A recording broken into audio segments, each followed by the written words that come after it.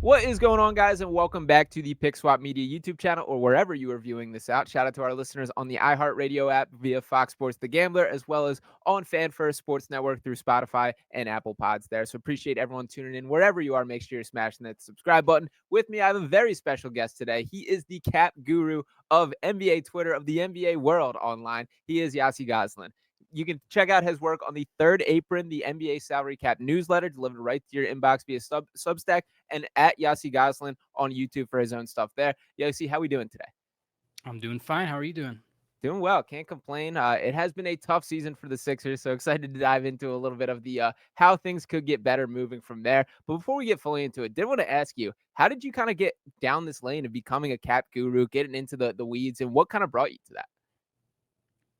I just started doing it on my own. I taught myself just about everything and just wanted to, if I was going to make like fake trades or propose transactions, I might as well actually know what I'm doing. So eventually just got on this path and here I am.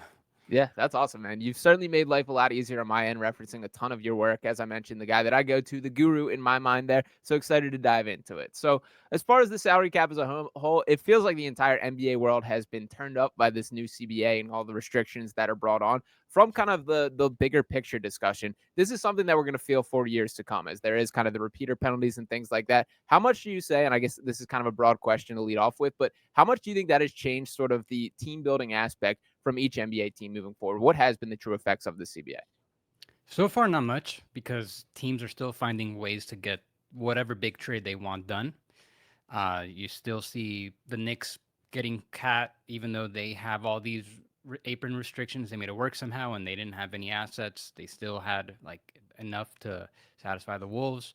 Same thing with the Lakers. They managed to give enough to get Luka Doncic.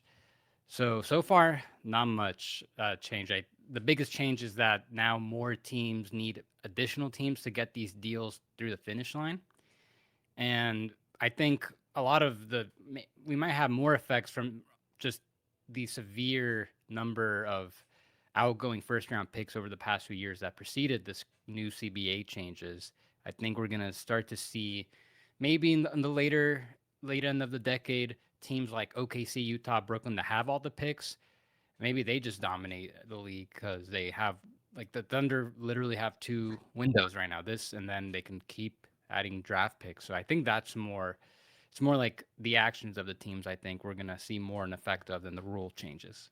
Okay, interesting there. Now, another kind of broad question off the start here. One kind of league wide, I guess, concept that has been brought in is there was the clear Big Three era of the NBA, and there's certainly been sort of a shift away from that to provide with more adequate role players, bring in the complementary pieces. To bring it Sixers specific, they obviously have leaned into that, bringing in the three stars with Joel Embiid, Paul George, and Tyrese Maxey there, each on their respective max contracts, and taking up the bulk of the salary cap that they do. Obviously, we're seeing the results of this. But when speaking of kind of like a handcuffing standpoint, what sort of restrictions are brought on when you're investing that type of capital to that few amount of players? I think the for the most part the Sixers. So with what they're doing, I think they're starting to do it like these past few weeks. A lot of their moves, Yeah. they're trying to maximize uh, efficiency on the margins, just trying to get as many guys that can help propel them through the regular season, I guess.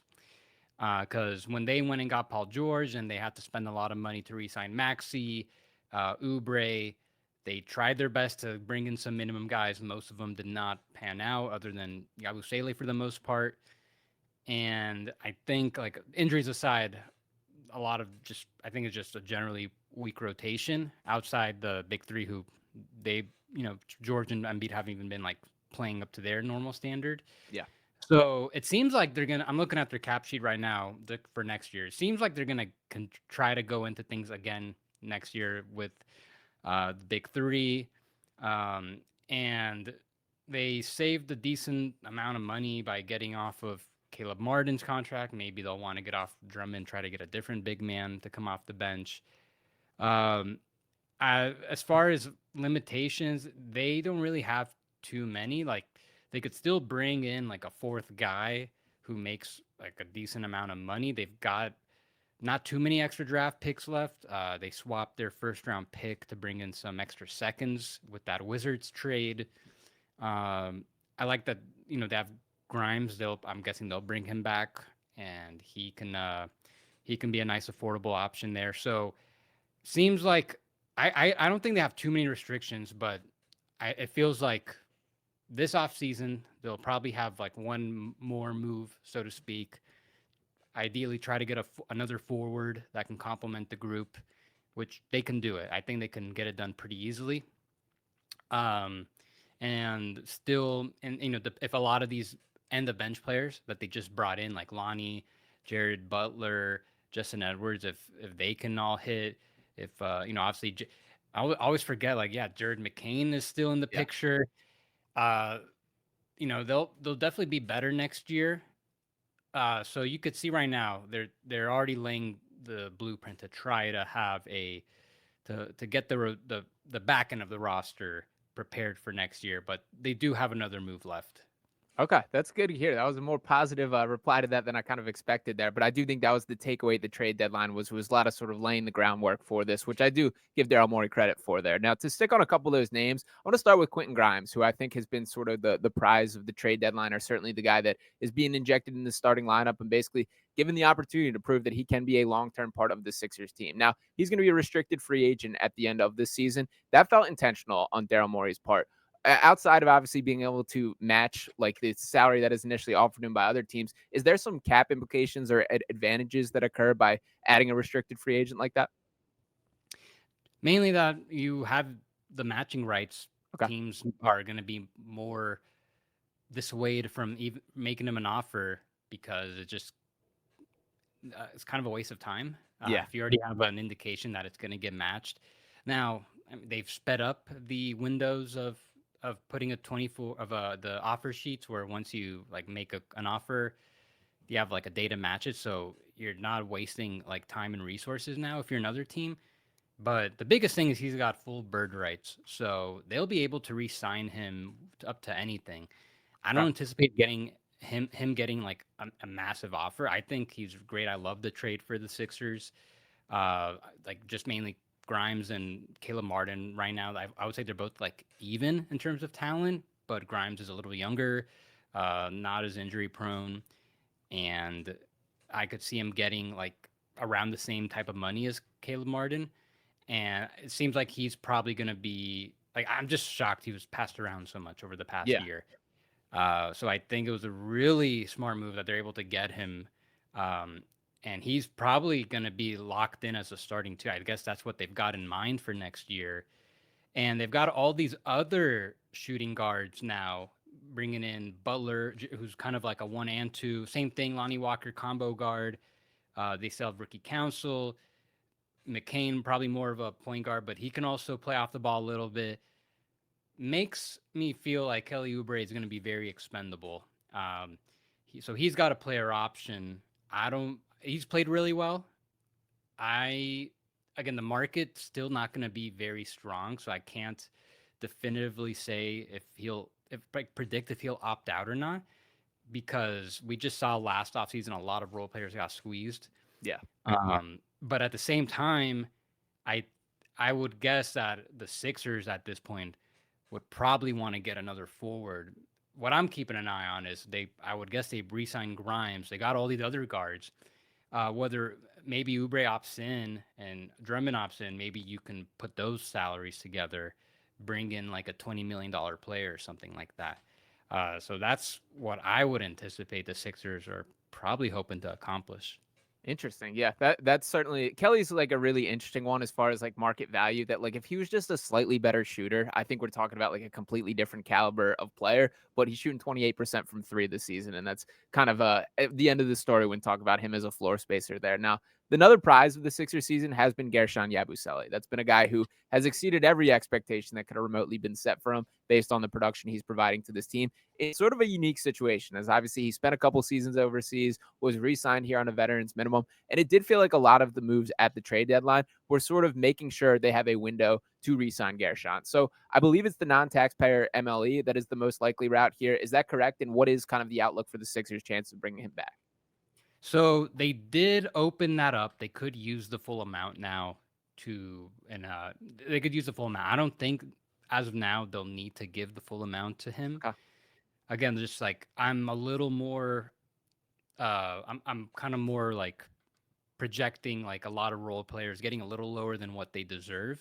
Like you can argue Ubre deserves more than he worth. You can say Guerschon Yabusele might be worth the full mid-level exception, but I'm not anticipating those offers will be out there just yet. But they did open that up, and I was thinking that they might just trade him ahead of the trade deadline. I was thinking like he might be a priority to move because if they can get, I would figure there might be a team willing to give up like 1 or 2 second round picks. In which case, okay, that's pretty good business for a minimum signing. But now, yeah, it seems like they're prioritizing him. A lot of reports coming out that they want to bring him back. So yeah, they can do that. They can bring him back with a good portion of the mid level exception, and they still have the. So the biggest thing to know is that once they use uh most of the mid level exception, then you're hard capped to the first apron. I've Right. got them projected about like 19 million below the first apron, and that's without them keeping their pick, which I would assume OKC will get it. Yeah. I just have a hard unless they get very lucky with the lottery. Um, but once they use, but yeah, they can. But then yeah, so they can use a good portion of it to on Yabusele, let's say like 8 million, something like that. Then they still have room to increase salary in a trade, combining Oubre and Drummond, or maybe Eric Gordon if needed, to bring back like a $20 million forward. And then you've got like a very complete top five and a pretty nice bench, especially if you have Yabusele coming off the bench, being like a backup 4 or 5 with all those other guards and wings they have. Uh, yeah, that should be a pretty good team next year. Yeah, it's interesting. I would not have been shocked whatsoever if they had elected to move Guerschon at the trade deadline. I certainly think there were offers out there. There's a lot of reports and buzz about that, but I do think it's kind of telling the belief from the organization that they fought through that, kept it, and kind of opened some other avenues there. So interesting to note. Lonnie Walker, we haven't hit on yet. That's obviously a bit of a surprising report that came out. Now, from a cap perspective, I believe it was the prorated veterans minimum that they handed him, correct? And how is this even possible? And is there any sort of like, I don't want to say advantage to go into this overseas? For starters, I think it's crazy that Lonnie Walker was out of the league this first half of the season in the first place. But as far as like, is there any restrictions or advantages to kind of attacking the overseas market a little bit the way the Sixers sort of have here? I don't know. I haven't really thought about that. Yeah, they have been attacking the overseas market with him and Yabusele. Maybe I don't know if is there anyone else they've been that are overseas on the roster right now That's it recently? for now. Those Yeah. two. Yeah. So I don't know about that, but I Okay. do. Um, Something that is interesting. They signed all of Walker, Butler, and Edwards to just 2 year deals with team options the next year. And the idea with that is that typically, whenever a team wants to sign a guy off a like they had on a 2 way deal or just someone that they want to they think could be a good rotation player, uh, and just fill in, they want to use a portion of their mid level. Then you can give them 3 years. But they don't have their mid level. They used it all to re sign Oubre. So by giving them the team option, they can decline those guys and then re sign them to 3 4 year deals. Now, I think that's more applicable to Jared Butler and Justin Edwards. I would imagine they'll be Butler won't. I don't think Butler will be restricted. I think he doesn't have any more restricted eligibility. But like Justin Edwards, he'd be restricted. Again, a lot of apprehension for teams to even try to make a restricted offer. Who knows how many teams will even value him like the Sixers do? So the plan with him is that that's what they'll just re-sign him on a multi-year deal on the minimum. Lonnie Walker, interesting. He's an 8 year vet. For whatever reason, hasn't been able to break above the minimum for a couple of years now. Barely got a contract this year now. Yeah. Um, so they'll be able to, if they decline him, they can give him like a slight increase off the minimum, which is like around $3 million. That would be the most they can give him. So they have like a slight advantage re-signing him over most other teams, unless other teams want to use their mid-level, or maybe if he plays so well, um, he just like is unbelievable. Maybe helps them get into the play-in. Okay, maybe they have to use a bit of their mid-level, but it's a team option. They could also just pick it up just in case he does play really well. But just those options give them a little optionality, ideally for them to re-sign these guys to multi-year deals. Okay, interesting. I do like that approach from Daryl too. That I do think he deserves. While the top end of the roster, we're seeing the effects of. He's been pretty creative in sort of these avenues that he has created at the bottom of the roster. Now, with that being said, it does feel the Sixers organization, and this has been several seasons now, do sell this vision of flexibility. Of we're making these moves to preface something and set something up. I think that a lot of times that does get a little code word for we're saving money, with most specifically with some luxury tax implications and aprons that apply there. So could you kind of provide some clarity on like what specifically from the dollar amounts apply to actually opening up options and the flexibilities like the aprons, and then what is just getting below the luxury tax and saving money? As far as just getting below the tax, the there is a little bit of implications where, okay, as far as saving money, that only benefits ownership, but Right. in the long run, that kind of matters where you build your repeater clock over time. If you were in the lottery in 3 of the previous 4 seasons, then you pay higher rates next time you're in the tax. Now, they've only been taxpayers like once in the past like 5 seasons, and that was the year they traded for Harden. They haven't been in the tax since. They've been able to get out of it each year.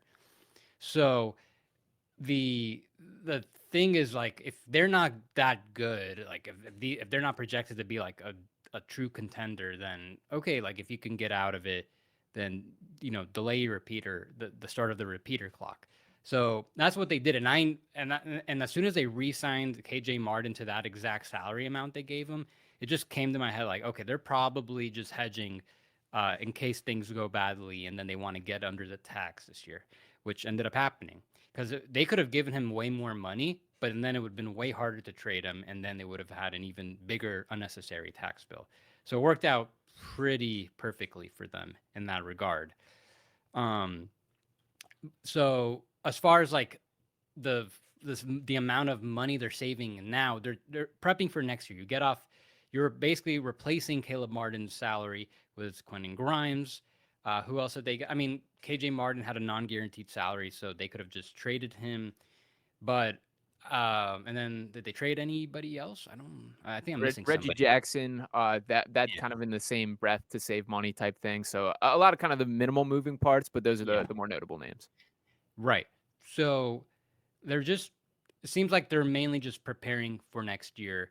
They've got their guard rotation for them. Like it seems like all but set, and they'll bring back Grimes, Yabusele, make one move for a forward. I don't know if they have enough to get him now, but maybe Cam Johnson, like someone making low $20 million a year, that could be someone they look to have it be the starting four. Um, so with these moves, they are a little more equipped for next year now. Okay, interesting. And the KJ Martin trade is interesting. Really, the whole KJ Martin process. And shout out to you. You were on top of this when you first saw it last year. I remember you were the first guy that I heard mention this possible balloon deal and the potential to make that happen. The Sixers went down that path and then ultimately had to pay a draft pick to get off it. This is something that it sounds like the NBA is trying to close this circle of it being a possibility for teams to do. But how do you view this? Like from a Sixers perspective, I personally view this as a failure with the KJ Martin experience that you had to attach a pick to get off. My understand in theory, this trade asset that you could ultimately have gotten your missing piece in. But how do you feel now that that kind of played itself out after it from the cap perspective and a team building perspective? Uh, I mean, not positive, but I'd say a little more neutral than negative Okay. because they have like they had a good amount of second round picks already. I think they had like 6 or 7 heading into the deadline. They managed to get a second along with Grimes, but then that changed. They had to end up like giving back a second, so they just became pick neutral on that. Um, Right. so they trade 2 seconds to get off him, but they also gained 4 by trading that future first next year. But I would say they actually gained like 6 for a second round picks because they got 4. They got Jared Butler, who is like, if he can play, okay, that's a second round pick worth of value. And then they also got off Reggie Jackson, which doesn't, that's you're just subtracting a guy. But when you look at what the price is for a team to just dump a player, it's just generally a second round pick. So they at least got to, they didn't have to pay to get off him as well. So they essentially recouped 2 in the process. They ended up getting up to, so they're kind of, that trade kind of pays for the KJ Martin dump. Plus they increased their surplus. So in the argument against it, okay, well they lost the first round pick, but that first round pick, it's the lesser between the Clippers, Rockets, and OKC. Probably gonna be like, if not 30th over in the draft, something between like 25 to 30, most Yeah. likely. I haven't looked into what exactly those second round picks are because the Wizards had like 18. Yeah. I should definitely look into it to see if I think they're quality second round picks, but I would assume that the Sixers probably like try to get something that they like ones particularly that they value, that they thought like, have a good chance of being relatively high. So with that trade in mind, I don't think the KJ Martin dump is quite as bad. And I understand he's been pretty good this year. Yeah. He was their starter. I think though, like no matter what, they were going to trade him. That they gave him Right. that contract so they could trade him. But they don't really need that salary as long as they have Oubre and Drummond now. That's enough for them to get whatever other player they need. So most likely, KJ Martin wasn't going to factor in anyways.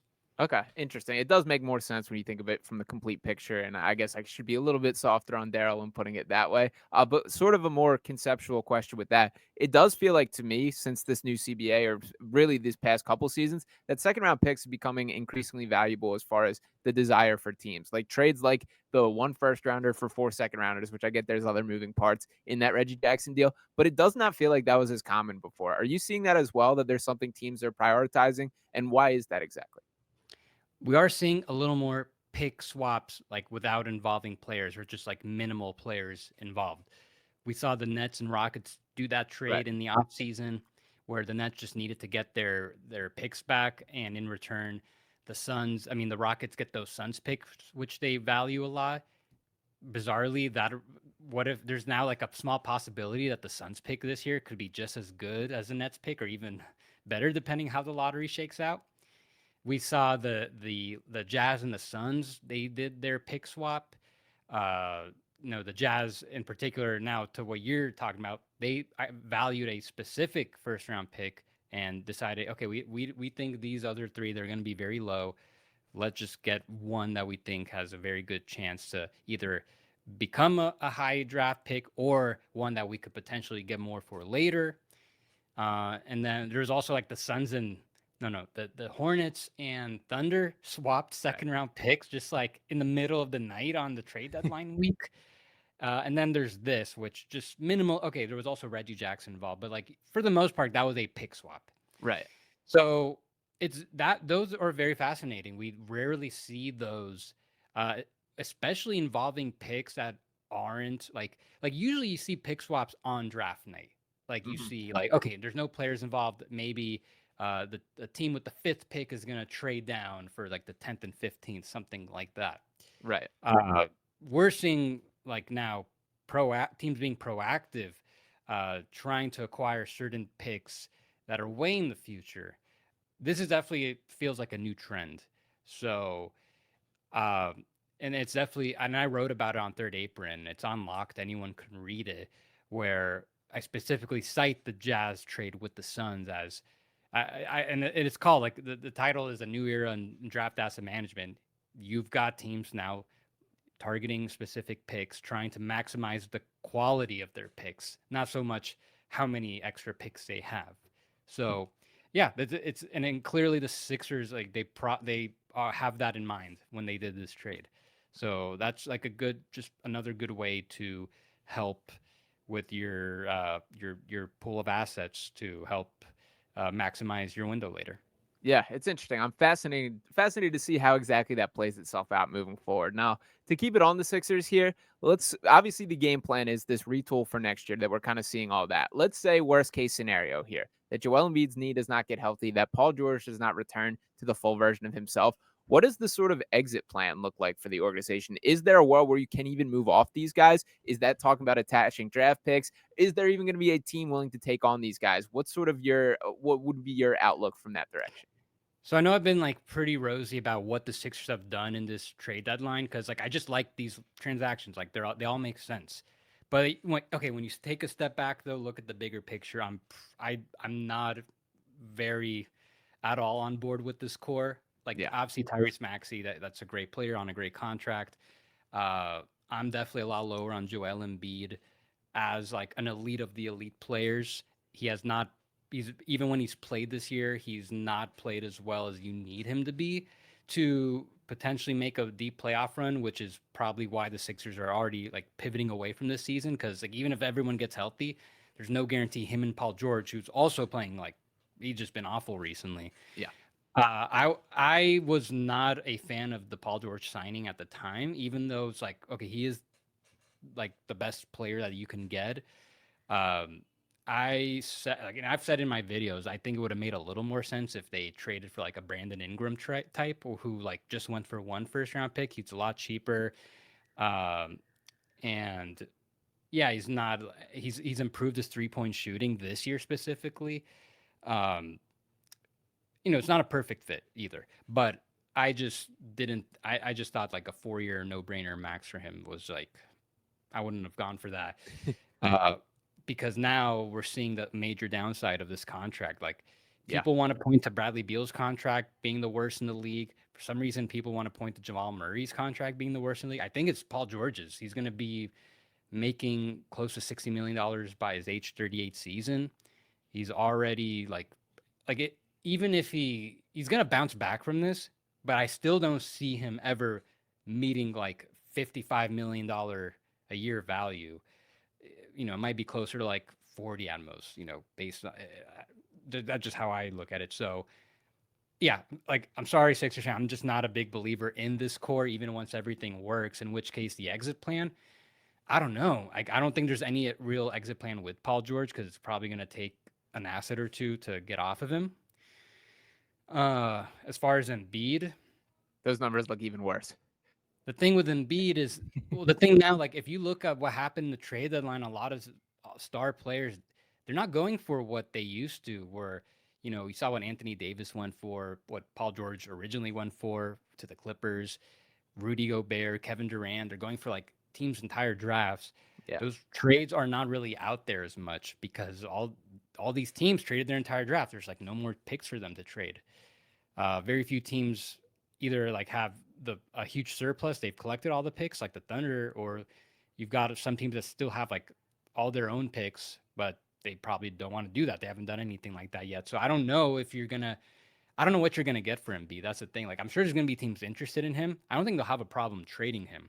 Okay. But if you're thinking that they can get like a major haul for him, uh, I think you got to look around, see what some players have gone for, and when you combine his injury history, he's starting to get a little old, right? He's 30 now, right? At Yeah. least. 30. He'll be turning 31. Yeah. Uh, it exiting like it won't be. I'm not saying it's gonna be like they're gonna be in like a bad spot. Like a lot of people look at the Suns and say, well, like once that's over, even though like it is kind of over for them already. Like they don't have any picks. Like they're not in a great place. Like the Sixers at least have their own picks for the most part. They're only down like 2 in the future. They should still be able to get enough for Embiid. Maybe they get some rotation players. Like I wouldn't say it's gonna be like doom and gloom, but if you're just all I'm gonna say is if they ever want to exit this era and they do trade Embiid, I would not expect like don't be surprised if the return underwhelms you. That's all I'm gonna say. Yeah, no, I think that's fair, and this is not going to be the point where I defend Joel or Paul George. You're spot on with all that, and for like Joel specifically, for all the frustrated Sixers fans that are constantly in the blow it up, trade him. That's where I kind of get on the conversation. Is I don't see a world where you really improve the direction of the franchise by trading away at this point. You're not going to get fair value for him as a talent because all these other teams see the exact same things that we do. For him only playing 17 games to this point this season, for the injury concerns that he have, and when you actually think about like maximizing your assets, it may just be keeping them at this point. So it's a frustrating reality. Sort of my optimistic lens from a Sixers perspective is that there could be like a shift in the power balance to where Maxey becomes a little bit higher on the pecking order, where McCain can grow up, and that those contracts don't hurt too bad on the Paul George and Embiid front there. but it isn't an ideal situation. And I think this is kind of like the worst case scenario for what we've seen from this year. So my last question before I get you out of here, I did want to hit on the Suns a little bit. They are kind of, I guess, the test theory for this new CBA pushing the limits. How do you see this all going down, particularly with the Kevin Durant rumors? And do you think there is going to be this big blow it up moment, or how does this ultimately end out there in Phoenix? Well, we saw the reporting that it seems like they did listen to offers, and there even was reporting of what the exact offer was that they would have gotten not Paul George, Jimmy Butler, and uh, Kaminga and a pick. So I think the Suns, two things are probably happening. One, maybe, or maybe one of two things. One, they might be anticipating he doesn't want to return. Uh, but at the same time, this team is not playing well. They're at risk of not even making the play-in, just missing it outright, missing the playoffs completely outright. You have to listen on everything. Like at this, when you're in that position, it's malpractice not to listen. Um, but at the same time, I'm looking at the Suns roster, and it's when you came into the season, you can look at it like, that's like a pretty deep roster. They've got Royce O'Neal and Grayson Allen just coming off the bench. And, it seemed like a pretty nice team. But not only has the supporting cast not done enough, I don't think Durant and Booker have really played to the level they need to be to make this work. Like, and like, forget about Bradley Beal for a second. Like, the theory is like Durant needs to be like a top 10 player. Booker needs to be pretty close to that. And neither have really been that this year. So if I wonder if they are aware of this, that, when you look beyond the stats, is he really like being as impactful as they need him to be? He's 37. Maybe they're trying to get ahead of a potential decline, because if it really hits soon, then you're really not going to get anything for him. So seems like they're just, they're seeing what's out there. Now, at the same time, it looks like Durant's not thrilled that he was, it was confirmed that he was basically traded to the Warriors, and they just seemed like they had the deal done. And we'll see how that dynamic plays out. I've spoken to people, they feel like, yeah, that's like the bridge is burned, but it's still early. Things could change by June. So we'll see. We'll see how that works. But as far as how it ends up playing out, like, I would guess that if I had to predict that, they'll have to blow it up, just to, or not, or just like at least like completely change the roster. Especially, if you start with the Kevin Durant trade, okay, if you can get that type of return I mentioned earlier, where you're still remaining competitive, you get some draft picks, like a young guy who could fill in for him. That's like the start.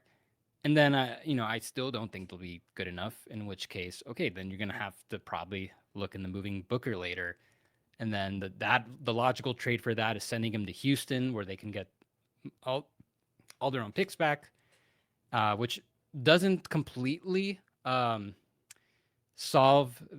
them rebuild or like bottom out, because they owe all their swaps to other teams. So that's the thing. Even if they get their own picks back, whatever they could get back, they're probably going to be the swap situation probably makes it where they can't still bottom out, and they're just going to be, trying to get enough so they can at least stay relevant. And the results could be mixed. Maybe they make the playoffs some years, but there could also be some really bad years, and then those draft picks can end up being super valuable to whoever has them. So just we'll see how it ultimately plays out. It's hard to say exactly, but I would imagine that we're getting a little closer to some major trades. Yeah, interesting. Could be I think the entire NBA feels like they're kind of watching to see how exactly this plays itself out. So a lot of moving parts still to come. Yossi, I cannot thank you enough for taking the time and hopping on today. I know I already mentioned you got the third apron newsletter, as well as your own stuff going on YouTube. Anything specific you want to shout out? Not necessarily just watch my videos. I've been doing some cap centric stuff and also just doing some like starting to do some off season previews. Like I talked about the Pelicans yesterday.